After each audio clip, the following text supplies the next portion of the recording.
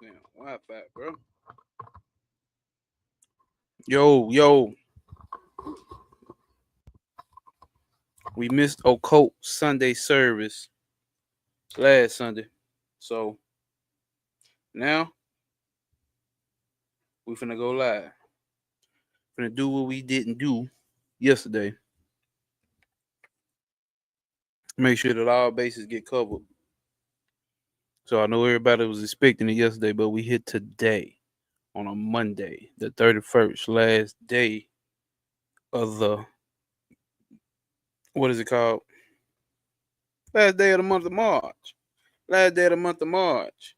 And we hold up.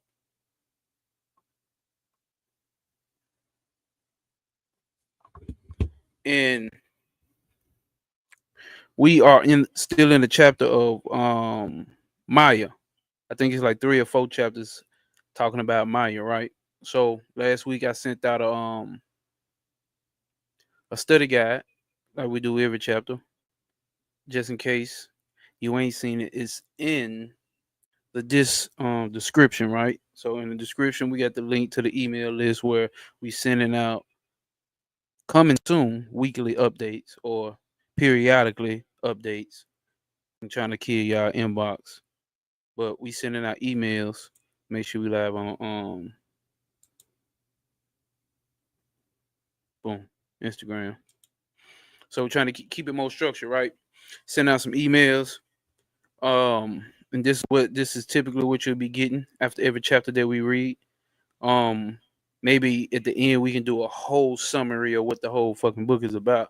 But right now, this is just to keep you updated. Make sure you stand with the information, even after we do this live, this chit chat, hit hat. You see what I'm saying? See what I'm saying? Every time we do this, we sending out this and making sure everybody receives this so they can get an understanding of what the fuck we read. So I know when nobody expected me to go live today, but it's all good. We still gonna stand on P. Let's get in here and hop into what we read last week. Let's see. Let me make this screen bigger. We're gonna run through it, blow through it. Nothing too heavy. We're gonna run through it, blow through it, nothing too heavy. Nothing too heavy. Nothing too heavy, dog. Let's see. All right, so the last chapter was chapter 3. Understanding Maya in the evolution, right? So we got the concept of Maya. Maya is basically a central concept in Vedic thought, often misunderstood as mere illusion. And that's what we've been taught about Maya. It's the illusion, it's the illusion, it's the illusion, it's the illusion. What the fuck does that mean though? You see what I'm saying? Like, if y'all been following my channel, you know the type of shit that I'm on. Okay, what the fuck does that mean though? Besides just giving us some shit, some hot fancy shit to run with, especially coming up in a air quotes conscious community, not the woke shit, but the conscious community, right? And what the fuck does the illusion mean? You see what I'm saying? So we got books like Michael Talbert's books on the holographic universe. On one level, that's what that means. But it describes the nature of the universe as it exists, right? So, and then we go down to the early Vedic text that spoke about. Hold up.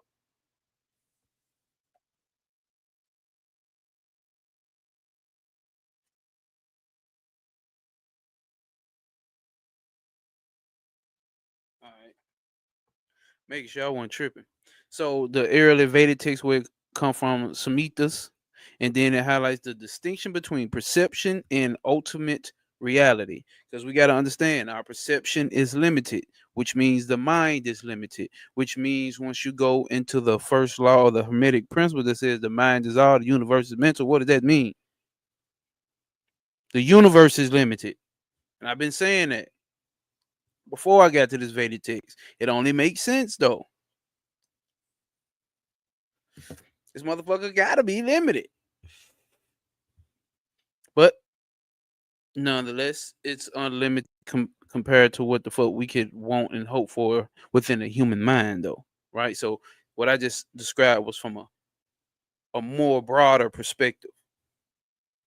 I don't know, somebody in the comments or not. I can't see y'all. I got the big screen up. Let's see. Hold up. But from Rugged, we grew up as soldiers. Sunshine Chick, peace, peace. Asaja, peace, peace. All right. I'll put it up on my phone for right now because I'm gonna have to hop back to that phone so we can finish. We might do 2 chapters tonight. It depends on how many people show up tonight and want to continue, so we can get through the all the chapters of Maya, right?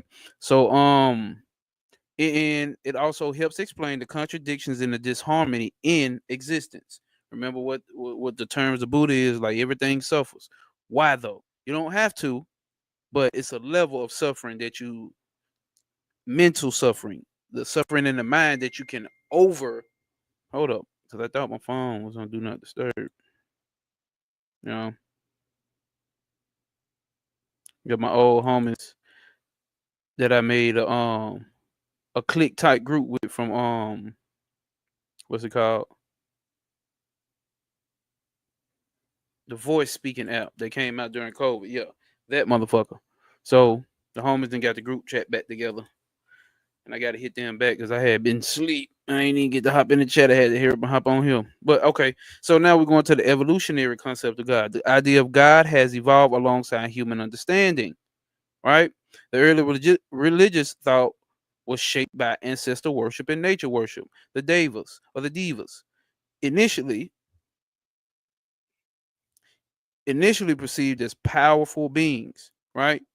Reflected historical, cultural views, right? If you obviously been tapped on to the Trav, I gotta go back and finish watch. I missed a huge chunk of that live stream that he did.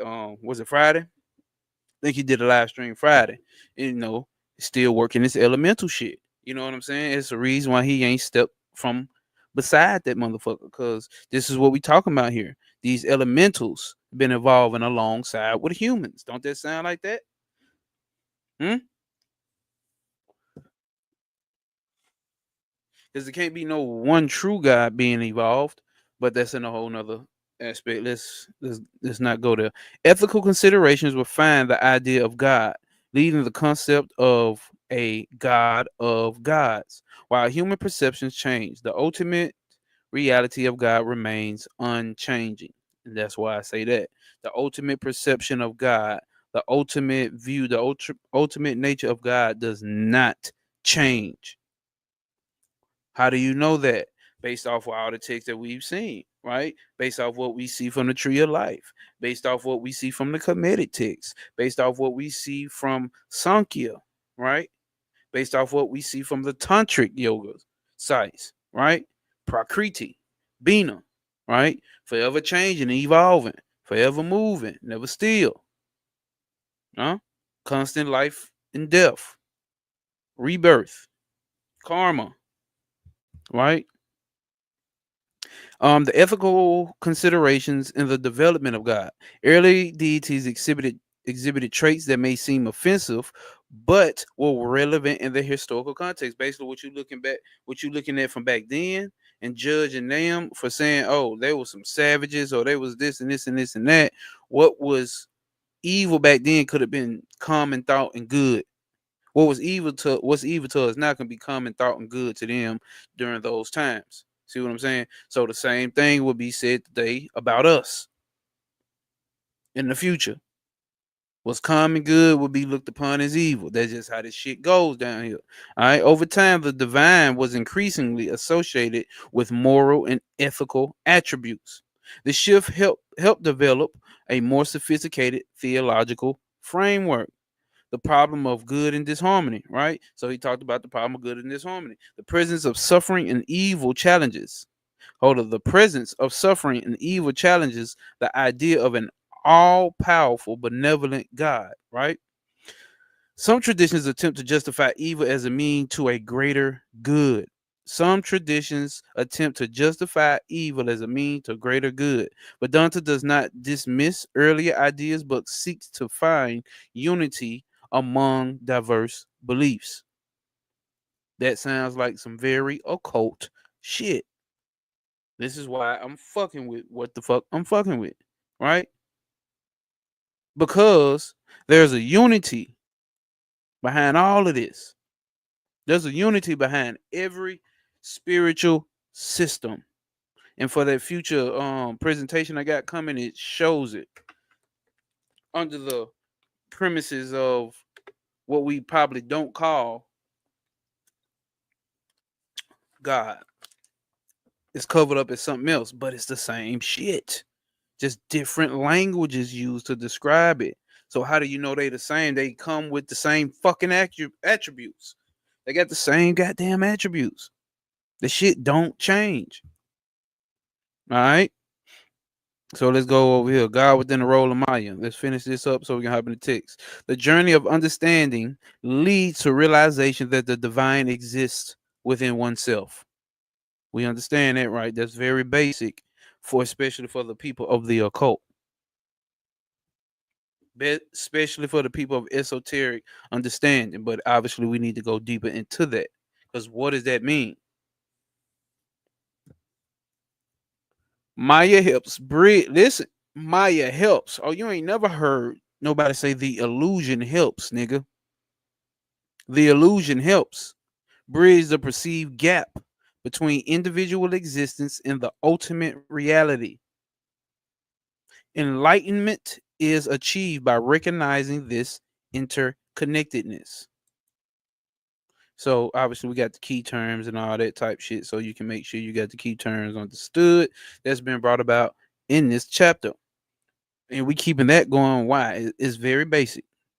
It's very basic why we keeping that shit going to me. Minimize my screen so I can get to the book. Hold up.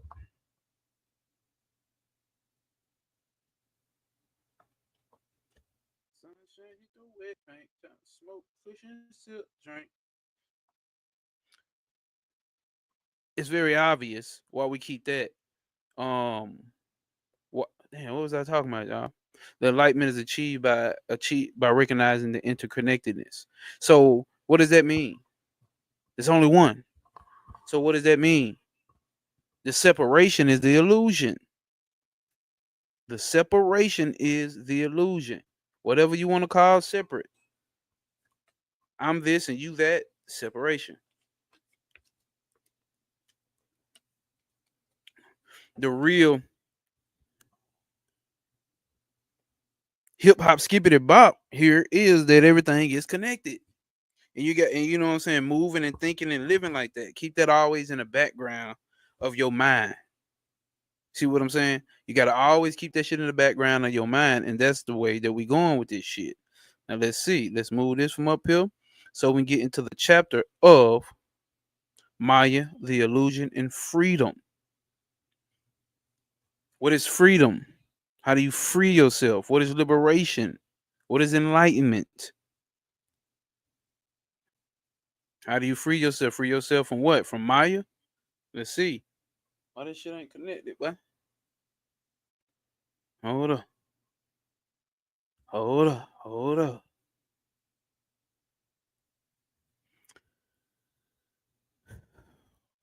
This goddamn program. Better do that.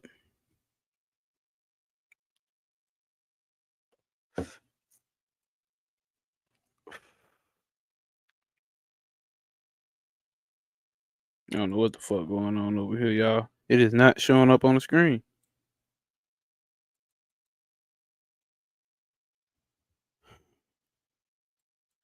Fucking StreamYard.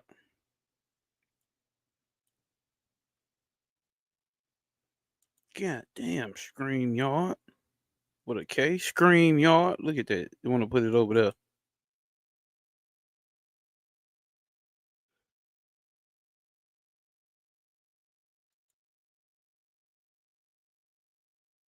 Let's see how that look. Hopefully that looks good.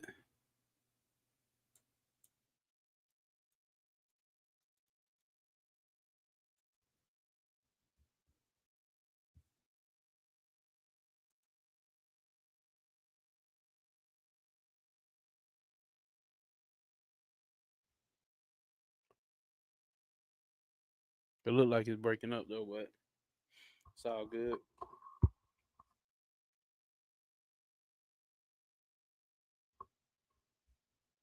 Let me see how the screen look. Let me blow it up, and we just gonna hop on in.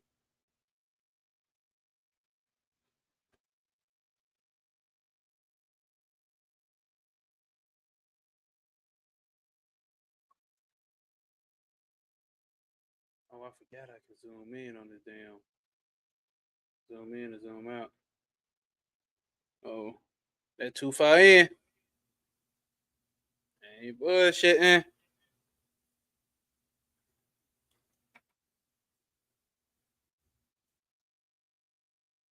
Boom. We got motherfucking action. Action Jackson. But I ain't no here, Billy.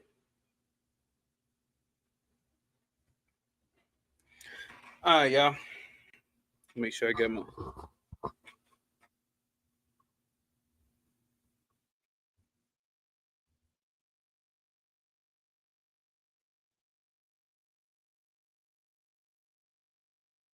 I don't know if it's my Wi-Fi tripping or if it's my goddamn. What's the name? Fuck it. All right. On my pen.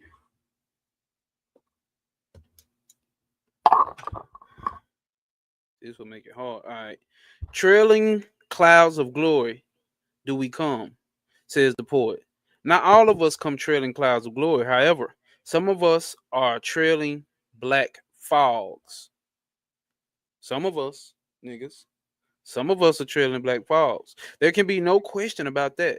But every one of us comes into this world to fight as on a battlefield. We come here weeping to fight our way as well as we can. Hold up. As well as we can, and to make a path for ourselves through this infinite ocean of life. Forward we go, having long ages behind us and an immense expanse beyond. So on, so on we go, till death comes and take us off the field. Victorious or defeated, it don't matter. We do not know. And this is Maya. And this is Maya. Hope is dominant in the heart of childhood. The whole world is a golden vision to the opening eyes of the child. He thinks his will is supreme. As he moves onward, at every step, nature stands as an inanimate wall, barring or bearing his father's progress. He may hurl him, he may hurl himself against it again and again, striving to break through. The father, the farther he goes, the farther recedes the ideal. Moving the goalpost, right? The farther he goes, the farther he receives the ideal. To death comes and there's a release, perhaps. And this is Maya. A man of science rises. He is thirsting after knowledge. No sacrifice is too great. No struggle is too hopeless for him. He moves onward, discovering secret after secret of nature, searching out the secrets from his innermost heart. And what for? What is it all for? Why should we give him glory? Why should he acquire? Give me a second.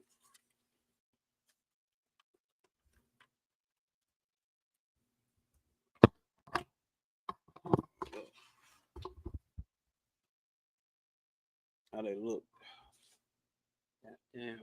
That's Maya for your ass right there. It's gonna be easy, nickel.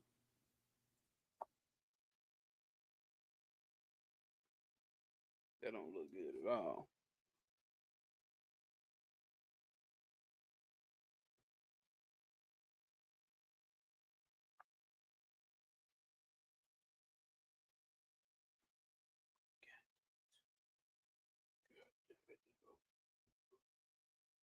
Damn. We're working last week. What we do last week?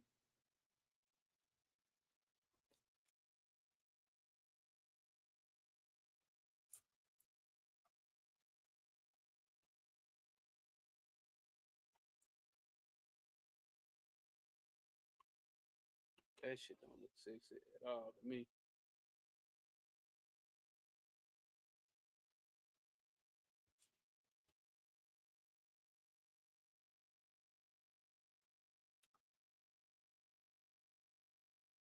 That's just gonna be how this shit gotta be done. That's just gonna how to be gotta get done. Raf 6636, peace. Appreciate you for showing up with us and standing on P. Let's go on and finish this shit up. This I'm trying to get the goddamn page together, but it don't want to cooperate. And that's Maya. That's fucking Maya, brother. Let's see if that make a difference. All right, we just gonna have to read like that. And something to acquire fame. Does not nature do infinitely more than any human being can do? Ask your question. Ask yourself that. Can nature not do infinitely more than any human being can do? And nature is dull and sentient. Why should it be glorious to imitate the dull, the insentient? Nature can hurl a thunderbolt of any magnitude to any distance. If a man can do one small part as much, we praise him and laud him to the skies. Why? Why should we praise him for imitating nature, imitating death, imitating dullness, imitating insentience? The force of gravitation can pull to pieces the biggest mass that ever existed. Yet it is insentient. What glory is there in imitating the insentient? Yet we are all struggling after that. And this is Maya. The senses drag the human soul out. Man is seeking for pleasure and for happiness where it can never be found. For countless ages, we have been taught that this search is futile and vain. There is no happiness here. But we cannot learn. Hold up. But we cannot learn. It is impossible for us to do so except through our own experiences. We try them and a blow comes. Do we learn then? Not even then. Like moths hurling themselves against the flame, we hurl ourselves again and again into sense pleasures, hoping to find satisfaction there. We return again and again fresh, with fresh energy. Thus we go, hold up. Thus we go on till crippled and cheated, and then we die. And this is Maya. So, with our intellect and our desire to solve the mysteries of the universe, we cannot stop our questioning. We feel we must know and cannot believe that no knowledge is ever gained. A few steps, and there arises the wall of beginningless and endless time, which we cannot surmount. A few steps, and there appears a wall of boundless space which cannot be summoned or surmounted. My bad. A huge ball of boundless space which cannot be surmounted, and the whole is irrevocably bound in the walls of, here we go, what we call karma.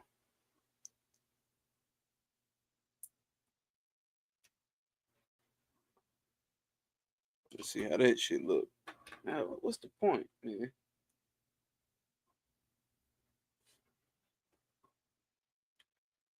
Let's see how this shit looking, man. Come on, man.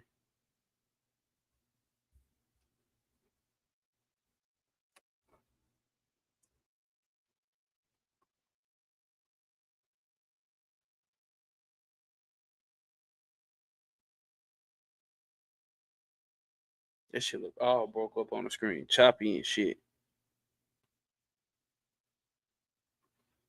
Hold up.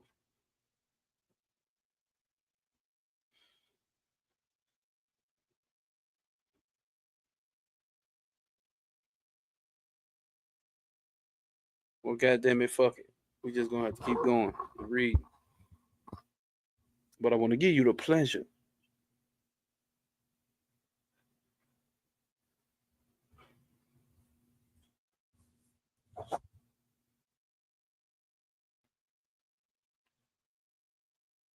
of being able to see the goddamn page.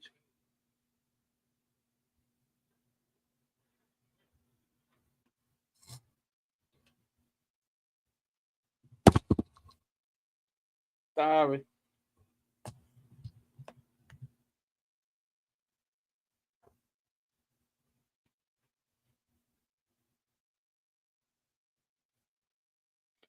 that may work out better. All right. Bound by the walls of cause and effect. We cannot go beyond them. Yet we struggle, and we still have to struggle. And this is Maya. With every breath, with every pulsation of the heart, with every one of our movements, we think we are free. In the very same moment, we are shown that we are not. We are born slaves, nature's boundless slaves in body and mind, and all our thoughts and all our feelings. And this is Maya. There is never a mother who does not think her child is a born genius. The most extraordinary child that has ever been born. She dotes upon her child. Her whole soul is in the child. The child grows up, perhaps becomes a drunkard, a brute, and hold up, y'all.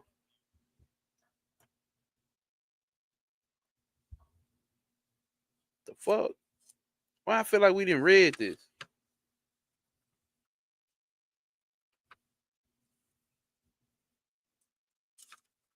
But we can't because I ain't got shit highlighted. I ain't got shit highlighted. So we couldn't have read this. All right. The child grows up, perhaps becomes a drunkard, a brute, and ill treats the mother. And the more he ill treats her, the more her love increases. The world lauds it as the unselfish love of the mother, little dreaming that the mother is a slave. She cannot help herself.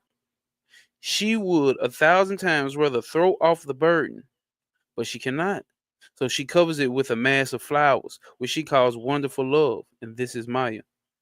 We are all like this in the world. A legend tells how once Narada said to Krishna, "Lord, show me Maya." A few days passed, and Krishna asked Narada to make a trip with him towards the forest. After walking several times, Krishna said, "Narada, I am thirsty. Can you fetch some water for me?" "I will go at once, sir, and get you water." So Narada went. At a little distance there was a village. He entered the village in search of the water and knocked at the door, which was opened by a most beautiful young girl. At the sight of her, he immediately forgot that his master was waiting for water, perhaps dying for it of want, dying for of it. He forgot. Let's see. I swear to God, I feel like I read this shit before.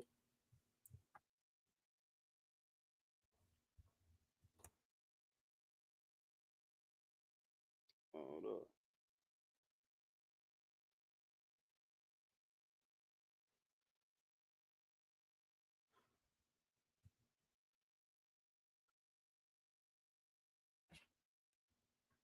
He forgot the water and everything, beginning to walk in with the girl. Gradually, that talk ripened into love. He asked the father for his daughter, and they were married and lived there and had children. Thus 12 years passed. His father-in-law died, and he inherited his property. He lived, as he seemed to think, a very happy life with his wife and his children, his fields and his cattle, and so forth. Then came a flood. One night the river rose until it overflowed its banks and flooded the whole village. Houses fell. Men and animals were swept away and drowned, and everything was floating in the rush of the stream. Narada had to escape. With one hand, he held his wife, and the other, two of his children. Another child was on his shoulders, and he was trying to ford this tremendous flood. After a few steps, he found the current was too strong, and the child on his shoulders fell and was borne away. A child of despair came from upon the others. They also were lost. At last, his wife, who he clasped with all his might, was torn away by the current, and he was hold on, it was torn away by the current, and he was thrown on the bank, weeping and wailing in bitter lamentation. Behind him came a gentle voice, "My child, where is the water? You went to fetch a pitcher of water, and I am waiting for you. You have been gone for quite half an hour." "Half an hour?" Narada exclaimed. 12 whole years had passed through his mind, and all the scenes had happened in a half an hour. And this is Maya. In one form or another, we are all in it. It is a most difficult and intricate state of things to understand. It has been preached in every country, taught everywhere else, but only believed in by a few.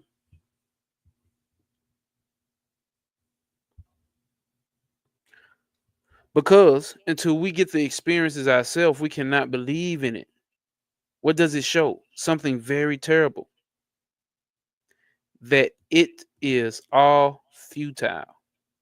Time, the destroyer, comes and nothing is left. He swallows up the saint and the sinner, the king and the peasant, the beautiful and the ugly. He leaves nothing. Everything is rushing towards that one goal, destruction. Our knowledge, our arts, our sciences, everything is rushing towards it. No one can stem the tide. No one can hold it back for a minute. We may try to forget it. In the same way that persons in a plague stricken city try to create oblivion by drinking, dancing, and other vain attempts, and so become paralyzed. So we are trying to forget, trying to create oblivion by all sorts of sense pleasures. And this is Maya. Two solutions have been proposed. One, which everyone knows, is very common, and that is, it is all very true, but do not think of it. Hold up, here we go. Two solutions have been proposed. One, which everyone knows, is very common, and that is it. What is that? It is all very true, but do not think of it. Yes, all that suffering and shit, or whatever the fuck, is true, but don't think of it. Make hay while the sun shines, as Proverbs says. It is true that there is suffering, but do not mind it. Seize the few pleasures you can. Do what little you can. Do not look at the dark side of the picture, but always towards the hopeful, the positive side. There is some truth in this, but there is also a danger. The truth is that it is a good motive power. Hope and positive ideal are very good motive powers for our lives, but there is a certain danger in them. The danger lies in our giving up the struggle and despair, as do those who preach. Take the world as it is, sit down and calmly and comfortably as you can, and be contented with all the miseries. When you receive blows, say that they are not blows, but swear to God, I feel like we read this chapter, bro.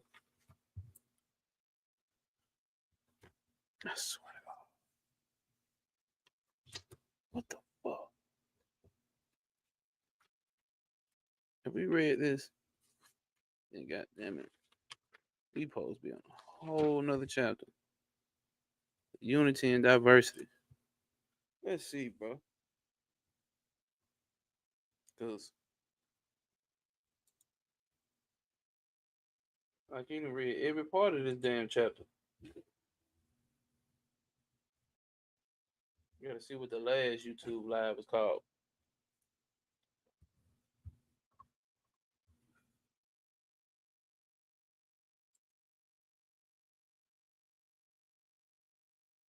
What the last one? God and the evolution and Maya and the evolution of God. Swear to God, I feel like I read this, but I probably didn't read it on live. I probably just read the shit to myself. Cause what was the last live called?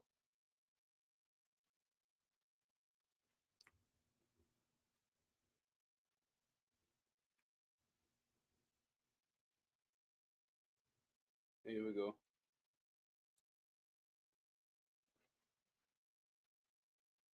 Okay, Maya, then Maya the illusion, and then Maya. Okay, well, guess not.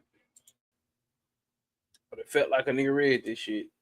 But we'll keep going.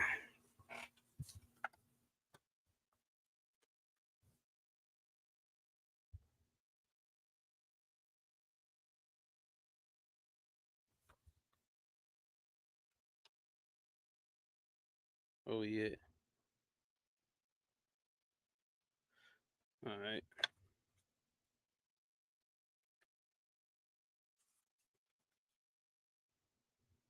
Take the word as it is. Sit down as calmly and comfortably as you can, and be contented with all these miseries. When you receive blows, say those are not blows, but flowers. And when you dare, hold up, and when you are there driven about, fuck it. And when you dare are driven about like slaves, say that you are free day and night, tell lies to others and to your own souls, it because that is the only way to live happily. This is what is called practical wisdom, and never was it more prevalent in the world than it is in this 19th century or 21st century. 21st century. Let's see. All right. This is what is called practical wisdom, and never was it more prevalent in the world than it is in the 19th century, because never were harder blows hit than in the present time. Never was competition keener. Never was men so cruel to their fellow men as now, and therefore this consolation must be afforded. It is put forward in the strongest way at the present time, but it fails, as it always must fail. We cannot hide carry on with roses. It is impossible. It would not avail long, for soon the roses would fade, and the carry on would be worse than before. So with our lives, we may try to cover up old and festering sore with cloth of gold, but there comes a day when the cloth of gold is removed and the sore and all its ugliness is revealed. Is there no hope then? True, it is. True, it is that we are all slaves of Maya and all born in Maya and live in Maya. Is is there no way out, no hope? That we are all miserable? This is the world. This world is really a prison. Huh? A lot of people like to hear that this world is really a prison. They're all miserable. That this world is really a prison, that even our so-called trail in glory is but a prison house, and that we even our intellects and mind are prison houses, has been known for ages upon ages. There has never been a man, there has never been a human soul who has felt this some time or another. However, he may walk or talk, and the old people feel it most, because in them is an accumulated experience of a whole life, because they cannot be easily cheated by the lies of nature. Is there no way out? We find that with all of this, with this terrible fact before us, in the midst of sorrow and suffering, even in the world where life and death are synonymous, even here, even here still, small voice has been ringing through all the ages in every country and every heart. This my Maya is divine, made up of the gunas, and very difficult to cross. Yes, yet those that come into me cross the river of Maya. Ain't that like what they talk about Sarah, or what is it called? Of the sea when we describe in Bina? Damn. The great dark sea or the great sea. Fuck, I forgot. But it's all aligning, right? Come to me, all ye that labor. Yet those coming to me cross the river of Maya. Coming to me, all ye that labor and are heavy laden, and I will give you rest. This is the voice that is leading us forward. Man has heard it and is hearing it all through the ages. This voice comes to man when everything seems to be lost and hope has fled. When man's dependence on his own strength has been crushed down and everything seems to melt away between his fingers and his life is hopeless and ruined, then he hears it. This is called religion. On one side, therefore, is the bold assertion that all is all that all this is all nonsense, that this is Maya. But along with it, there is a hopeful assertion that from this Maya, there is a way out.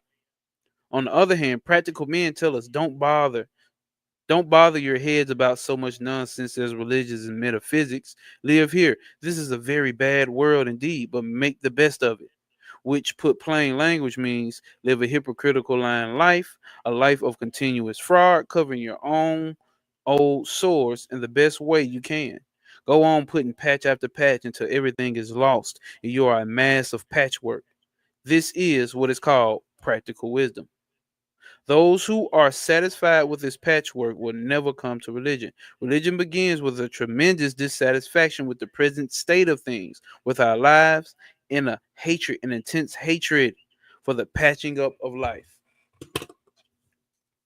Don't get lost with the word religion for those occultists that like to run from the word of religion. You see, I ain't ran.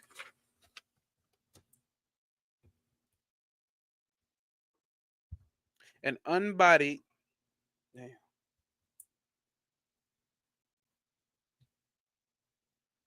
is this shit even lining up?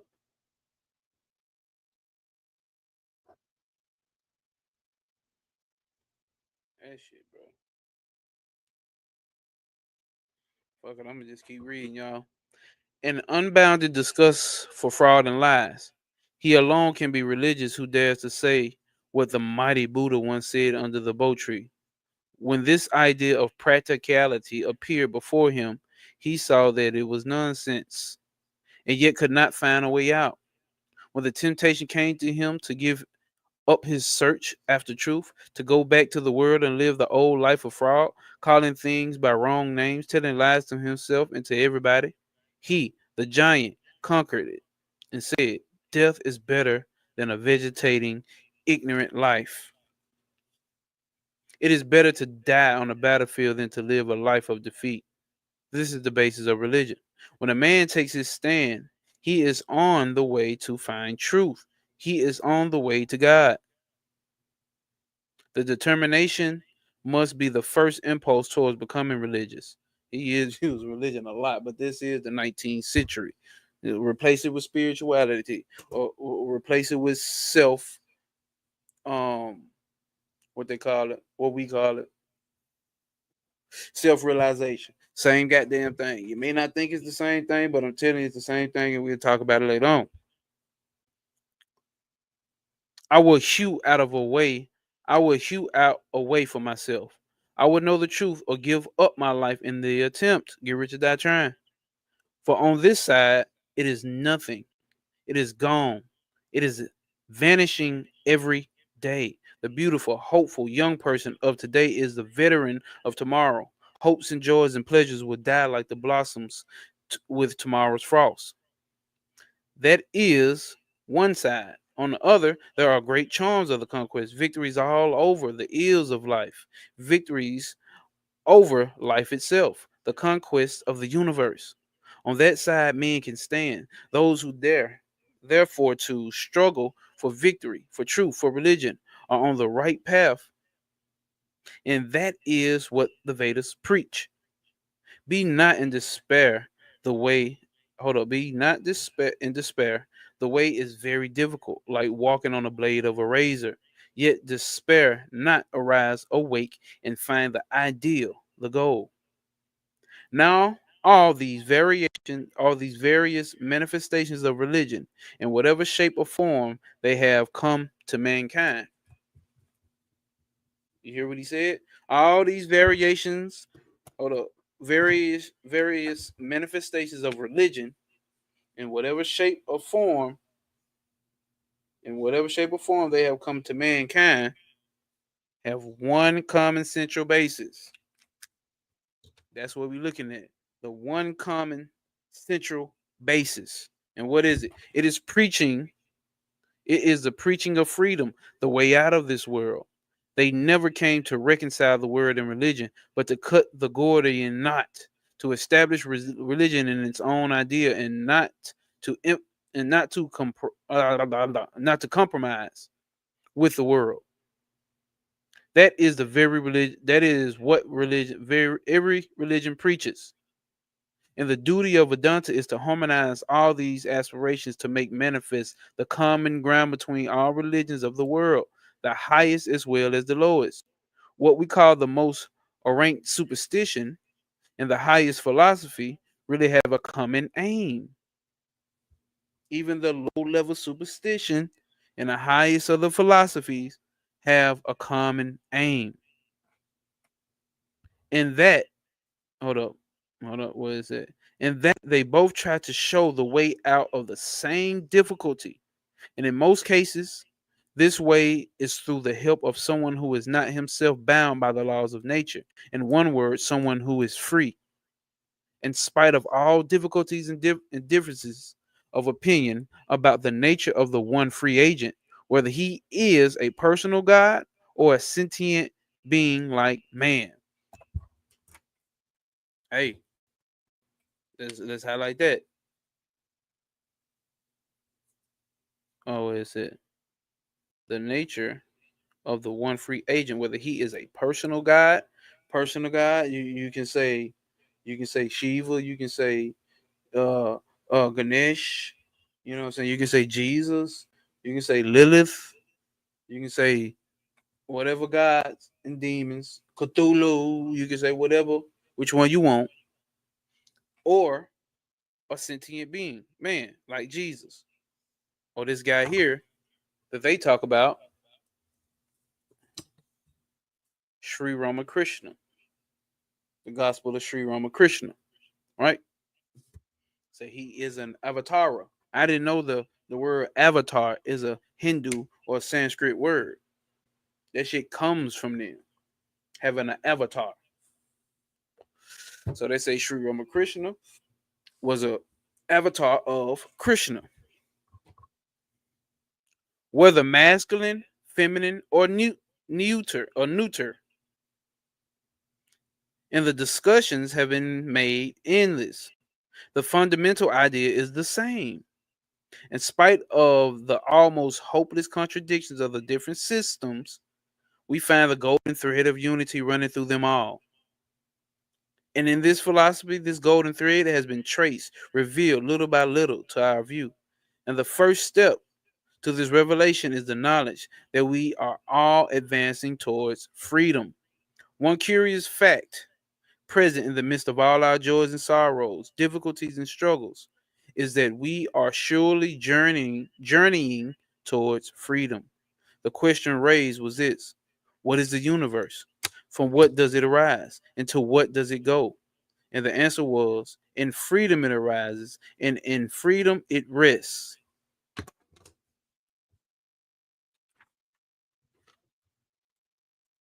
And into freedom it melts away. Into freedom it melts away. This idea of freedom, you cannot relinquish. Your actions, your very lives will be lost without it. Every every moment nature is providing us to be slaves and not free. Yet simultaneously rises the other idea that still we are free. At every step we are knocked down, as it were, by Maya, and shown that we are bound, and yet at the same moment together with this blow, together with this feeling that we are bound, comes the other feeling that we are free. Some inner voice tells us that we are free. But if we attempt to realize that freedom, to make it manifest, we find the difficulties almost inseparable. Yet, in spite of that, it insists on asserting itself inwardly. I am religious. Hold up. Hold up. There you go. I am free. I am free. I am free. I am free. And if you study all the variations of religions around the world, you will find this idea expressed. Not only religions, you must not take this word in its narrow sense. Hold up. But the whole life of society is the assertion of that one principle of freedom. All movements are the assertion of the one freedom. That voice has been heard by everyone, whether he knows or whether he knows it or not. That voice which declares, "Come unto me, all ye that labor and are heavy laden." It may not be in the same language or the same form of speech, but in some form or other, that voice calling for freedom has been within us.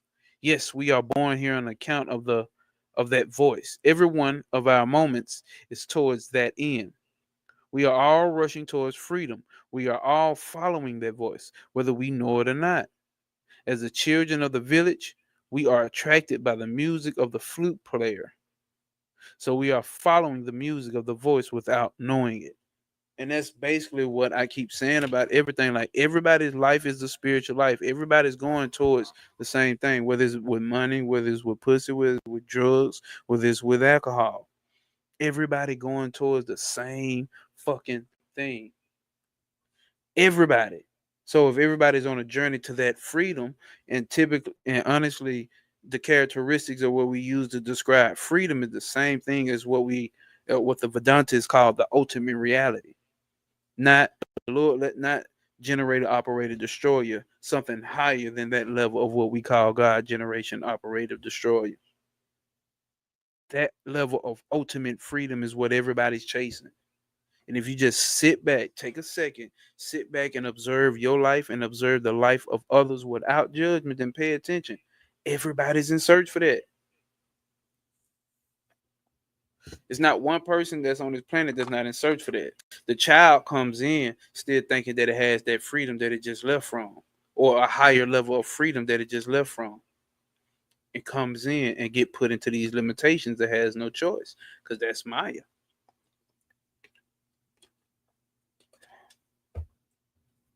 So we are ethical when we follow that voice.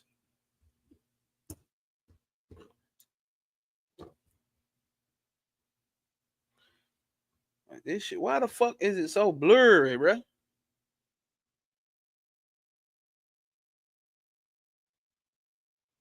It's like, is it the Wi-Fi? I don't get it. It might not even be blurry on y'all end, but it's damn sure blurry on my end. But let it nigga continue. Not only the human soul, but all creatures from the lowest to the highest have heard the voice and are rushing towards it. So even dogs and cats trying to achieve some level of freedom. And in the struggle, are either combining with each other or pushing each other out of the way. Thus comes competition, joy, struggles, life's pleasures, and death. The whole universe is nothing but the result of this mad struggle to reach the voice of freedom. You might be right, Sunshine Chick. Hold up.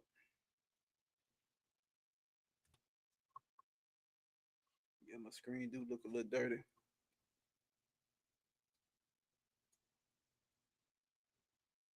Hold up.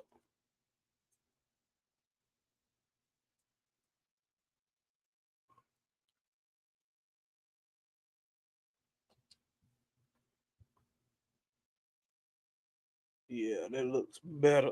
Damn. This whole time. Why not but the screen? All right. Let's see. Now that's just the what's the name breaking up, but it is way clearer.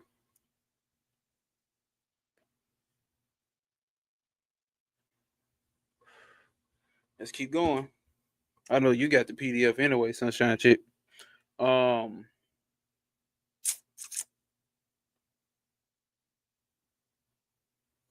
the whole universe is nothing but the result of this mad struggle to reach the voice. This is the manifestation of nature. What happens then? The scene begins to shift. As soon as hold up, as soon as you know the voice and understand what it is, the whole scene changes. This is those ones that's becoming awakened. Once you become awakened, I don't want to say woke, but once you become awakened, not just to goddamn the government is lying and all that shit, we move past that. But once you hit that level, then what happens? The scene changes. The scene in the scene, what is being seen changes. perspective changes. Let's see what he's gonna say though, because he's leading up to something that ultimately leads up to that next chapter, which is God and Maya, or God and everything, which is what he's really leading up to, which is the most fire chapter that I read in this book. But nonetheless, the same world, which was the ghastly battlefield of Maya, is now changed to something good and beautiful. I like that. The same world, which was the ghastly battlefield of Maya, is now changed into something good and beautiful. We no longer curse nature or say that the world is horrible and that it is all vain. We no longer weep and wail. As soon as we understand the voice, we see the reason why this struggle should be here. This fight, this competition, these difficulties, this cruelty, these little pleasures and joys. We see that they are in the nature of things, because without them there will be no going towards the voice. There will be no going towards the voice without the struggles. There will be no prospering if there wasn't pain. There would be no prospering if there was not pain. That made somebody leave. But there would be no prospering if there wasn't pain.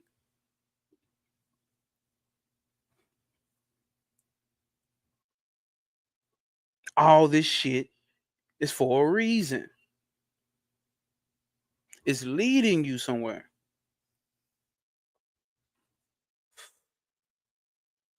It's leading you somewhere. All human life. Hold on, hold on, hold on, hold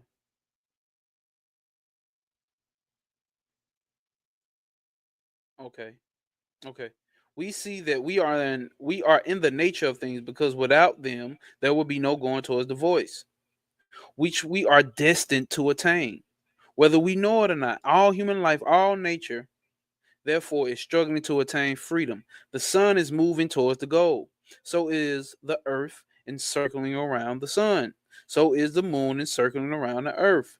To that to that globe, my bad. I thought I said global. To that goal, the planets are moving and their air is blowing. Everything is struggling towards that. The saint is going towards that voice. He cannot help it. It is no glory to him. So is the sinner. The charitable man is going straight towards the voice and cannot be hindered. The miser is also going towards the same destination. The great worker of good hears the great worker of good hears the same voice. He cannot resist it. He must go towards the voice. So is the most errant idler. One stumbles more than another. Him who stumbles more, we call bad, and him who stumbles less, we call good. Good and bad are never two different things. They are one in the same. The difference is not one of kind, but of degree. Now, if the manifestation of power of freedom really governs the whole universe, applying that fact to religion, we can find that this idea has been one assertion of religion throughout. Take the lowest form of religion, where there is the worship of the departed ancestors or certain powerful and cruel gods. What is the prominent idea about the gods or ancestors? What is the prominent idea? It is that they are superior to nature, not bound by its restrictions. The worshiper has, no doubt, very limited control of nature. He himself cannot pass through a wall or fly up into the skies, but the gods whom he worships can do these things. What is meant by that? What is meant by that philosophically? That the assertion of freedom is there, that the gods whom he worships are superior to nature as he knows it. So, with those who worship still higher beings, so with those who worship still higher beings. As the idea of nature expands, the idea of the soul, which is superior to nature, also expands. We're gonna highlight that. We're gonna highlight that. So, those who worship still higher beings, as the idea of nature expands the idea of the soul, which is superior to nature, also expands until we come to what we call monotheism, which holds that there is Maya or nature, and that there is some being who is the ruler of this Maya. Here the Vedanta begins. Here Vedanta begins, where the monotheistic ideas first appear. But the Vedanta philosophy wants further explanation. See, now here's where I fuck with the Vedanta shit at. Vedanta is going past just like the God creator sustainer or the conditioner of the universe. It's got to be some past that shit too. I ain't stopping there. I ain't just leaving it right there. There's got to be some past there too. So what the fuck is it? What the fuck is it? It's got to be something past it, and the Vedanta is going past the regular aspect of generator, operator, and destroyer. It's going beyond the three gunas. It's going beyond prakriti. This explanation that there is a being beyond all these manifestations of Maya.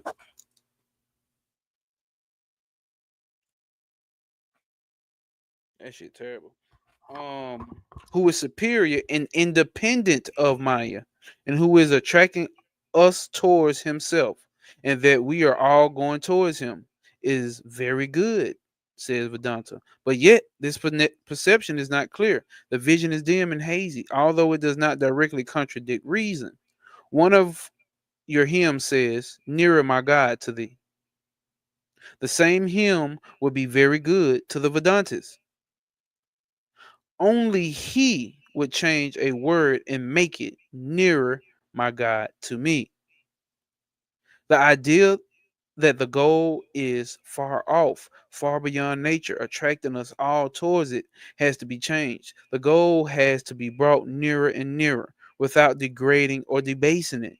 The God of heaven becomes the God of nature, and the God in nature becomes the God who is nature, and the God who is nature becomes the God within this temple of body, and the God dwelling in the temple of the body at last becomes the temple itself, because the soul in man, because it didn't say become, it didn't say become, it does say become, my bad, y'all. So let's read that again. The God of heaven becomes the God in nature, and the God in nature becomes the God who is nature, and the God who is nature becomes the God within this temple of the body, and the God dwelling in the temple of the body at last becomes the temple itself, becomes the soul in man, and there Vedanta reaches the last words it can teach. Did you hear that? He whom the sages have been seeking in all these places is in our own hearts. The voice that you heard was right, says Vedanta. But the direction you gave to the voice was wrong. The idea of freedom that you perceived was correct, but you projected it outside yourself. And that was your mistake. Bring it nearer and nearer until you find that it was all the time within you. It was the self of your own self. This is why I fuck with it, right? That freedom was your own nature, and this Maya never bound you.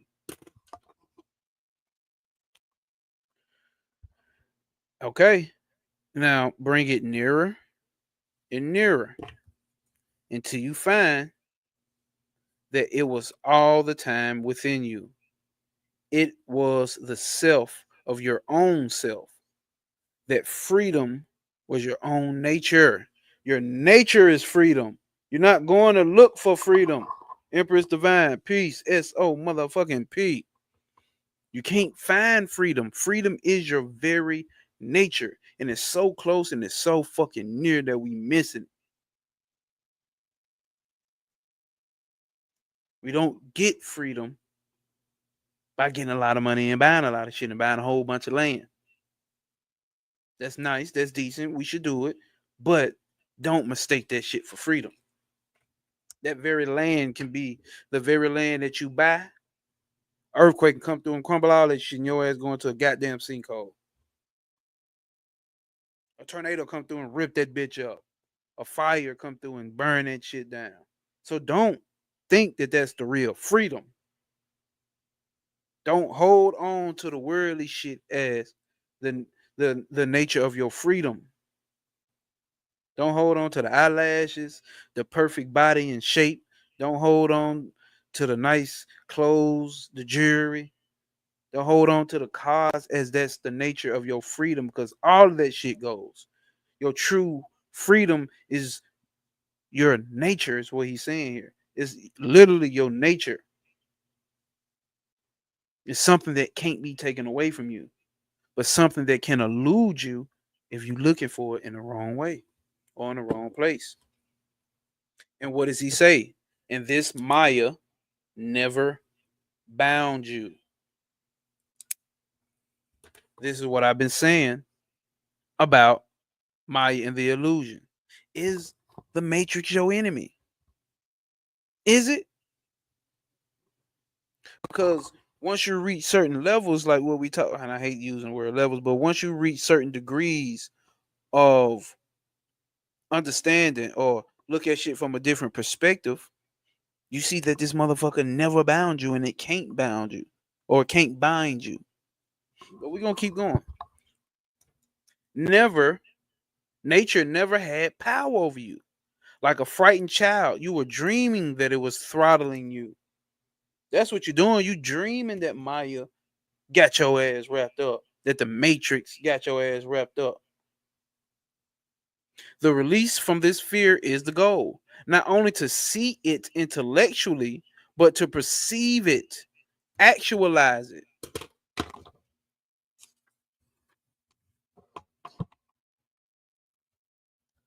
Much more, actualize it much more definitely than we perceive this world.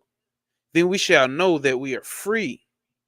So you need to see it so definite, just as definite as you see that rock, just as definite as you see me hitting this vape. My freedom is just as real as that. It ain't no illusion. It's my very nature, which is what he explains in the next chapter, God and everything. But we'll get there. I might continue reading. Just depends. All right. What does it says? Much more definitely than we perceive this world, then we shall know that we are free. Then and then alone will all difficulties vanish. Then will all the perplexities of the heart be smoothed away, all crookedness be made straight. Then will vanish the delusion of manifoldness in nature. Maya, instead of being a horrible, hopeless dream as it is now, will become beautiful. This earth, instead of being a prison house, will become our playground. You don't have to make this motherfucker a prison. Let's highlight that. Then and then alone will all difficulties vanish, and will all the perplexities of the heart be smoothed away, all crookedness be made straight. Then will vanish the delusion of the manifoldness in nature. Maya, instead of being a horrible and hopeless dream as it is now, will become beautiful. This earth, instead of being a prison house, will become a playground. And even dangers and difficulties, even all sufferings, become deified. Do you hear that? All suffering becomes deified. It's a reason why it's no obstacles will apprehend you, prosper over pain. Everything works in my motherfucking favor. It's the reason why I'm telling everybody stand on motherfucking principle. This is a principle here. The nature of who you are is freedom. That's a principle. Can't nobody change it. I don't give a fuck if the universe die, the whole existence die, and reborn again and come back again. It's still the nature. You can't change it. All the sufferings will become deified and show us their real nature. Show us that behind everything as the substance of everything, he is standing and standing on P, and that he is our own real self that can't go away. I just had a conversation with this woman today that really touched me. It was like her 11-year-old son, her 11-year-old grandson committed suicide, like intentionally, like grabbed a gun that his parents had locked away, safe, like they supposed to do, and waited till everybody went to sleep. All his brothers went to sleep. Mom and daddy went to sleep, and went and grabbed his gun and shot himself. Wrote some letter out on a table in like a permanent marker and shot himself. Now, nigga, I still got emotions and I still got it passion, so I felt that. I'm gonna read your comment in a minute, Empress Divine. So I felt that, right? How the fuck could I not? Like, fuck, bro, 11-year-old. But also, I have this mindset of inquiring past my human emotions. What the fuck could drive someone to do that at 11 years old or at any age? What level of internal suffering? What level of cause and effect, aka karma, from past life mental impressions that can bring a person to that point? Because I'm gonna tell you what brought me into my spiritual journey. What brought me into my spiritual journey was witnessing so much death, so many friends being killed, so many funerals, so many people with good hearts, and I'm wondering why the fuck.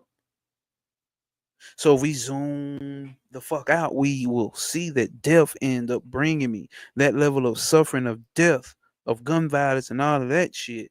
End up bringing me to this point. So there are friends who lost their life, and their mothers and their siblings and their friends were still alive. And I ain't got nothing to prove. Shit, I see it. Those ones that still here that survived, that has brought them closer to what they call whatever their personal God is, seeking truth, seeking liberation. I've seen it. It's done it for me. Where it may not be common sense, I mean common terminology of what religion is for the way that I went. I didn't go the term and the common way of religion. I went the occult way. It seems to have no filter and more questions answered. But then you go back and read the Bible and shit, and it's all in that motherfucker. But it just written in so many mysterious fucking ways. Like, God damn.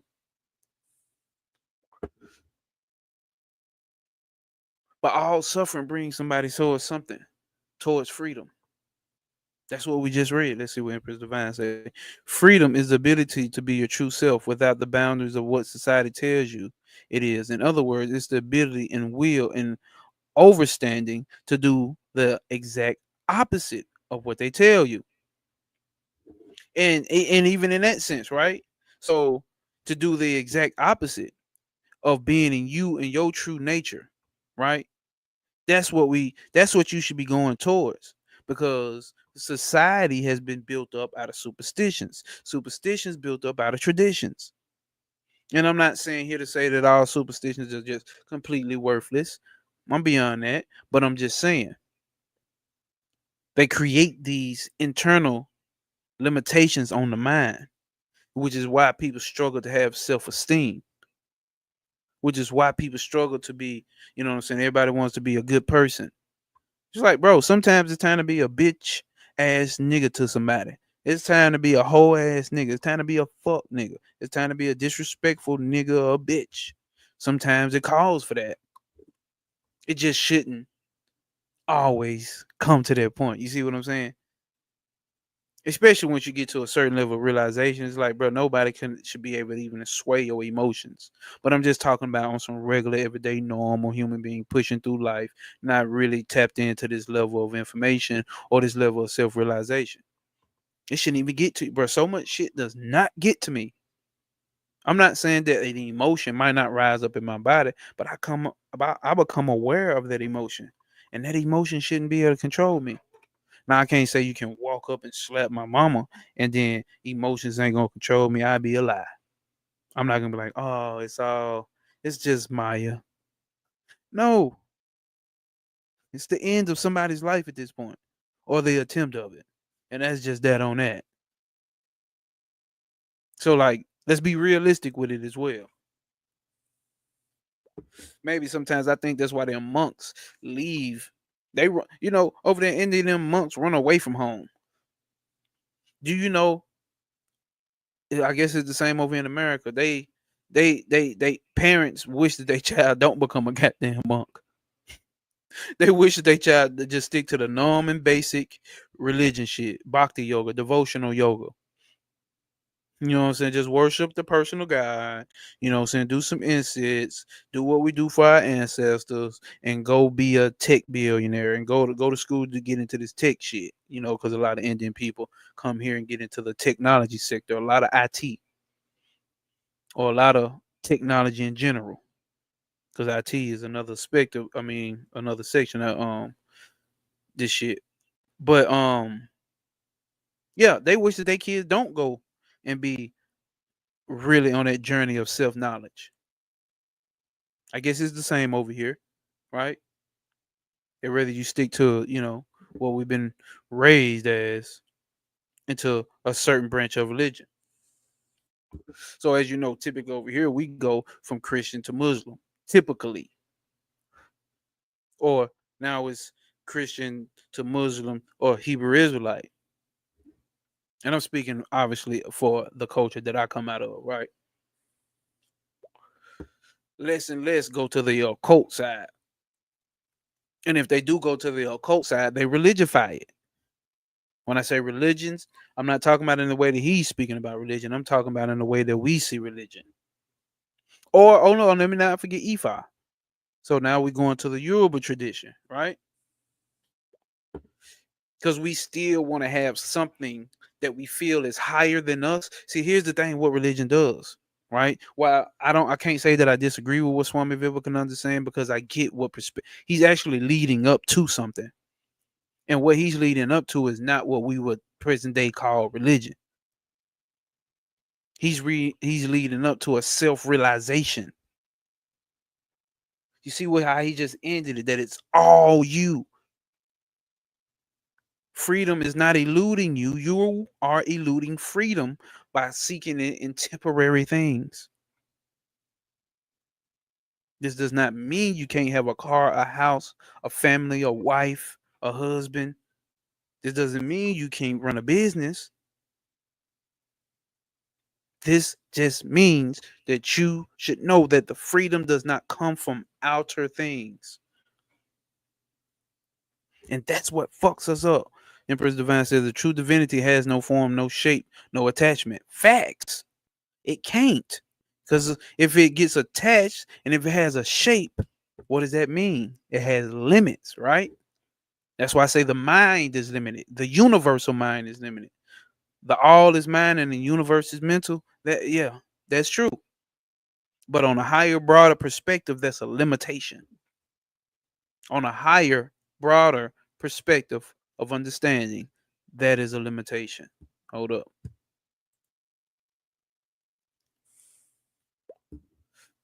Your Instagram just fucked. I don't know what the fuck going on Instagram. Fuck it. We just over here live. So let's see what exactly. At the moment, I'm outcast from my family because I'm no longer trying to fit in a mold. Okay, respect. And I have struggled with the suicidal thoughts most of my life. And it's when I started to find spirituality, not religion. See what I'm saying? I have that same story, that exact same story. I have that exact same story. And you know how many of us in this path have that same thing? Yeah, let me. Okay, let me get out my face with that. Hold on. It's so many people that I talk to that have the same story. We get outcasted from our family, no longer trying to fit into their mode, trying to find our true self, which means we have to do a whole lot of self inquiry, questioning ourselves, and then struggle with those suicidal thoughts. Because, like, what the fuck? Why the fuck am I here? What the fuck should I be here for? Like, what's the point of all this shit? It ain't nothing but fucking suffering. But it changes. That perception changes at a point with what he's about to get into, which we might go into. God and everything. I might save it for next week, though. I might save it for next week because I wasn't on schedule this week, so a lot of people ain't show up. I know how a lot of shit goes on Mondays. But once you start to find true aspects of spirituality, or what I just like to call, because I don't even like me personally, and I'm not saying this towards you, Empress Divine. I'm just speaking in general terms. I don't even like the word spirituality no more. I don't even think that suits. Like, oh, I'm spiritual. I think I'm more of a person who's of self-realization, on a journey of self-realization. I would say that more. Because spirituality ain't got a bad name now. Religion ain't got a bad name. See what I'm saying? Religion got a bad name, and then spirituality got a bad name. Then or woke beget a bad name. It's all the way up to the government now. Now stop wokeism. Like, hold up, that wokeism ain't got nothing to do with what the fuck we was talking about when we was talking about being woke, being awakened to your true reality that you are God, that you are generator, operator, destroyer. That's what that shit meant when I came into consciousness. There's no way that I can come into consciousness, but for lack of better terms, yeah. So once I came into this realization, that's what that word meant. And it had, oh, everyone has rights and duh. But they mix that shit up with being aware of that the government is this and then aliens and they're really reptilians. And hey, man, that ain't it. That ain't it, buddy. I started to find peace and confidence and self esteem, as you said. It's facts. That's what I'm saying right there. That's all I'm saying. You start to find that peace within self. And let's read that last part that he said again. Because once you start to realize this, what does he say? Then we shall realize, then then we shall know that we are free. Then and then alone will all difficulties vanish. Then would all the perplexities of the heart be smoothed away, all crookedness be made straight. Then will vanish the delusion of manifoldness in nature and nature. Maya, instead of being a horrible, hopeless dream, as it is now, will become beautiful. This this earth, instead of being a prison house, will become our playground. It will become our playground. It's not a prison. It can become your playground if you up your understanding, if you up your level of self-awareness and figuring out what the fuck your true nature is. This shit becomes your motherfucking playground. Is Maya your enemy? Is the illusion, is the matrix your enemy? Ask your motherfucking self. To me, it's not. Before it was. The world against me. No, first of all, you come out as a child. My mama want to stop me and limitate me. My parents want to stop me and limitate me. I want to go outside. I want to play. I want to eat candy all day. I want to play the game all night. I don't want to go to school. Limitations getting put on your ass. So at that point, they become the enemy. Then you grow up and see that the school and a little bit of society is putting limitations on your ass. Especially growing up black, then you see like, God damn it, we held out, we poor, and we they kept in our neighborhoods, and the police keep us in our neighborhood and lock us up, send us to the jail and industrial prison complex, and we come back and then go back to the hood, and then we start to do the same shit. And then you grow up and figure out, oh, it's the government doing this. You see what I'm saying? It's a fucking prison house at that point. Then you move beyond that. Then you come into this occult shit, right? Then you hear about, oh, the white man's the devil, the white man's the devil, the white man's the devil, the white man's this. So you blame all your problems on the white man. Then you get past that. Oh, it's the evil archon, it's the demiurge. Then you get past that. Then you're like, oh shit, I'm my own enemy. I went over this shit, right? Inside the what's the video I got? the monitoring spirits. I went over that shit in that video. Then you got the thought forms. So then you got monitoring spirits after that. And then you figure out, oh, I'm my own enemy. And then you get past that, like, fuck, I'm not even my own fucking enemy. What type of shit is that? What I've been hearing girls say. Now, what was that to say? Now, what the fuck was that to say? I'm not my own fucking enemy. No part of me about me is against me. Every part about me wants to be free. That's the point. That's why you're having that internal fight.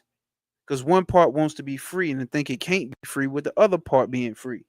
So it thinks if one side of me is free, the other part has to be held down, which is not true. Which is in my consultation, we go into parts integration. You don't want to delete that part of you that's resisting because it's a part of you and it only wants to be recognized. But we try to suppress it.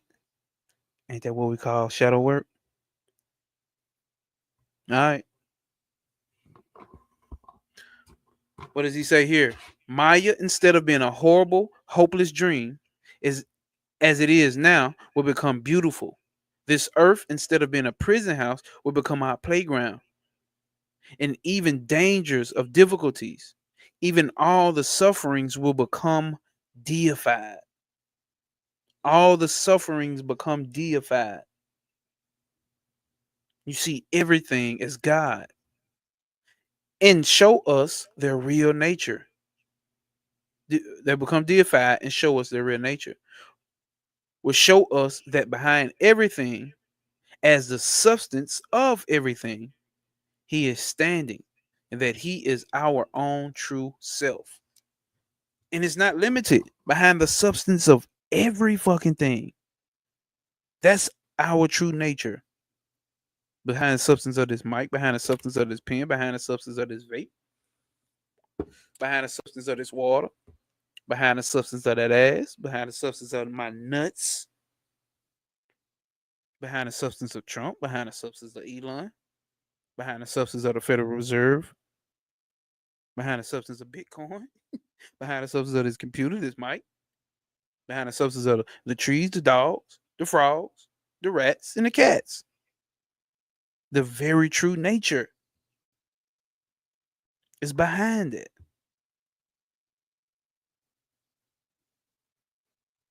It's behind it. Which is why next Sunday, or maybe I come back in during the week and we get into this chapter called God and Everything. God in Everything.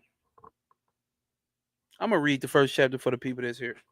Not the first chapter, but the first paragraph. And we're going to leave it at that. Just so you can see what we're coming back with either during the week or next next Sunday. Check this out. Swami Vivekananda slick with his words. He built up all that shit and told you about like, oh, the people that's talking about, oh, well, it's really happy, let's be free and all this and this and that, and said that was deceptive, and then brought you right back to that same very nature of people saying like, yeah, it's suffering in the world, but don't focus on it. Focus on this and focus on that.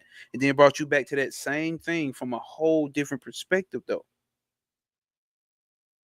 Slick shit. You got to catch on the way they talking in this motherfucker. We are aware that the greater portion of our life, most of necessity, be filled with evil.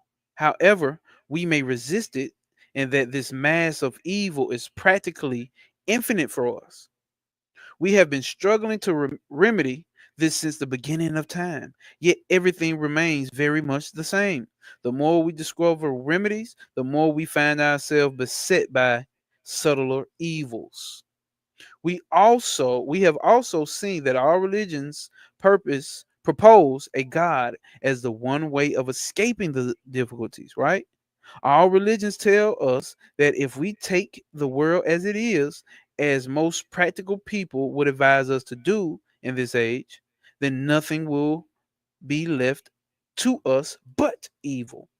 They further assert that there is something beyond this world. This life of the five senses, life of the material world, is not all. It is only a small portion and merely superficial. Behind and beyond is the infinite, in which there is no more evil. Some people call it God, some Allah, some Jehovah, some Hove, and so on. The Vedantists call it Brahman. That's what we're going to be getting into. The Vedantists call it Brahman.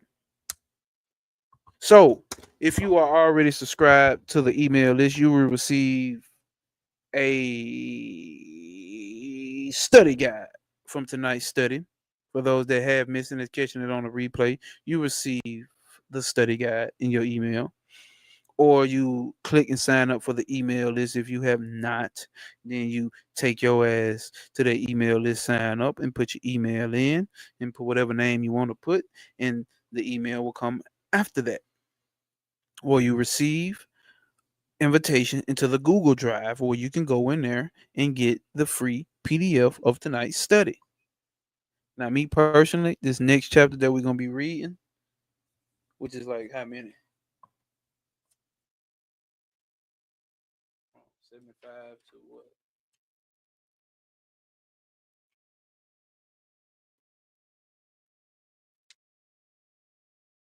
Yeah, about 10, 15 pages, 13 pages. Yeah, yeah. So we're gonna get into that. So for those that did show up, I appreciate you.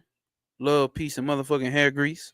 And SOP, standard operating procedures, standing on purpose, standing on principle. And remember, no obstacles will apprehend you, prosper over pain. Because the obstacle is only an illusion. It's only an damn. The obstacle is in a motherfucking illusion, y'all. It's only an opportunity for you to prosper over motherfucking pain. That's what it is. That's what it's gonna be. We ain't suffering because we ain't gotta suffer, especially with this type of information and knowledge and people around here that join this group, in this group, in another group. Who gives a fuck what group you in? As long as you having real self realization. As always, peace, motherfucker. Peace.